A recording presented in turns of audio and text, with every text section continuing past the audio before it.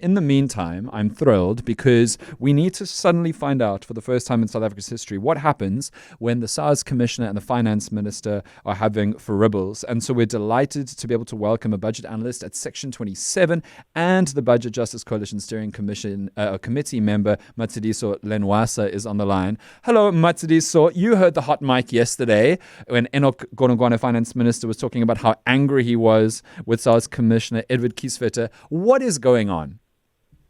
Good afternoon, Dan and listeners. Thank you for the opportunity to really talk about these unprecedented times, to borrow COVID language. Yes. It is quite disappointing to see it all unfold in that way with the hot mic, what is really going on, because it can be quite unsettling for people of this country. But we really are hoping that between now and the 12th of March, that there can be some kind of turnaround that it results in a budget that is human rights foregrounded, that is by the people, for the people, and that really reflects the needs of the people of this country.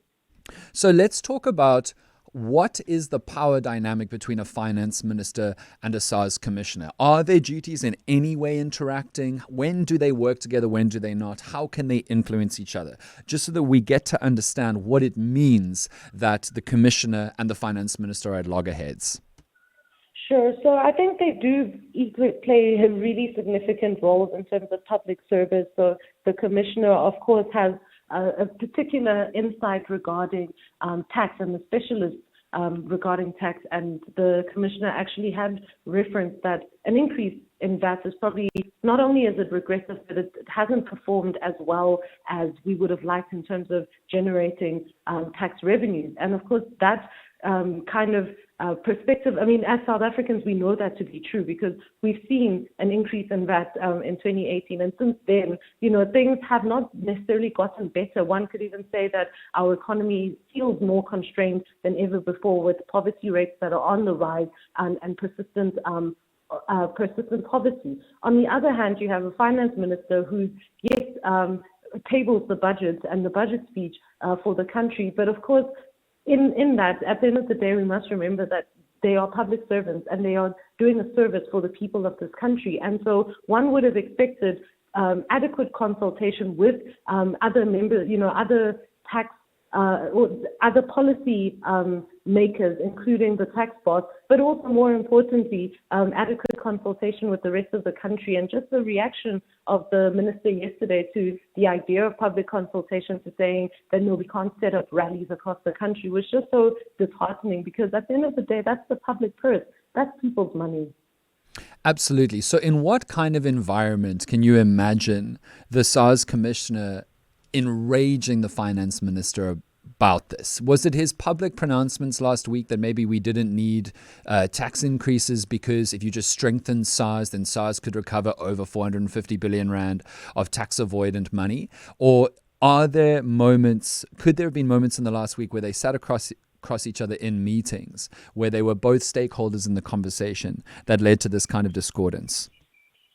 Definitely. I mean, they were definitely meeting long before leading up to this, if we understand the budget process. It's not decisions that are made on the day of the budget. So they had definitely been meeting leading up to it. But of course, there's discord, not just between the SARS boss and the finance minister, but also just generally within the GNU about who knew about this VAT increase, who knew, what decisions, what were people privy to? And it is quite an interesting one because we have a GNU, we have Deputy Minister, and the Treasury has representation of both the ANC and the DA, the biggest partners of the GNU, and they themselves couldn't agree, let alone the tax boss and the finance minister. And so definitely it does seem like it had been precipitating over time, but I think that as people in this country, what the SARS boss is saying, yes, while the finance minister is correct about debt sustainability and where do we get the money, but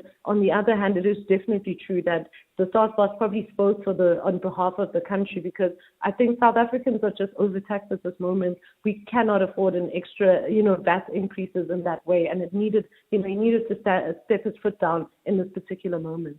You're listening to Matshidiso Lencoasa, who is a budget analyst at Section 27 and a member of the Budget Justice Coalition Steering Committee on CapeTalk. It's just gone gone 4:15. Matshidiso, before I let you go, now that we are waiting for a new revised budget, and many people don't really believe that politically there is a scenario where VAT would be increased by 2%, maybe not VAT increased at all, what do you, in your work through Section 27 and as part of the Budget Justice Coalition, think would be good solutions to help South Africans, many of whom are deeply impoverished, many reliant on social grants, and many suffering a cost of living crisis?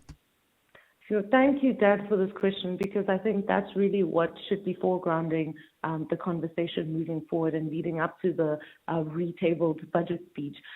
So really what we've been calling for is a pro-poor budget that is human rights foregrounded and that really acknowledges the constitutional obligations of the state to provide quality basic education, healthcare, and social protection for the people in this country. Really, I mean, long story short, of course, the long story short is that our economy needs to grow and we need to see adequate investment in economic growth opportunities. You know, that's the long and short of it. And if we can do that, we can actually overcome our debt crisis, because it would mean that debt as a percentage of GDP would not be as pronounced as it is now. And of course, it would also mean that funding money that goes to education and health, or that goes to debt service and costs, could have gone to and will actually end up going back to education and health, which is how the budget should be.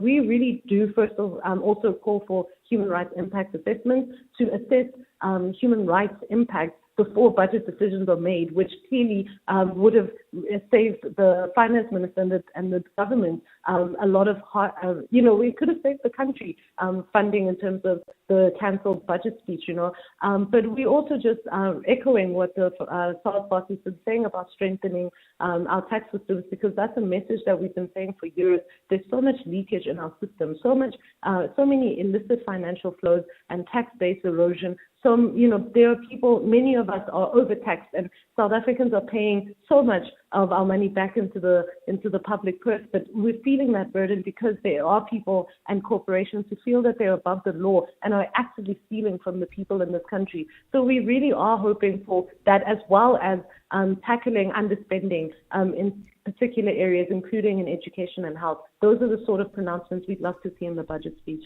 That's Matshidiso Lencoasa from Section 27 and the Budget Justice Coalition on what we need from the next attempt at a budget for our next financial year in South Africa.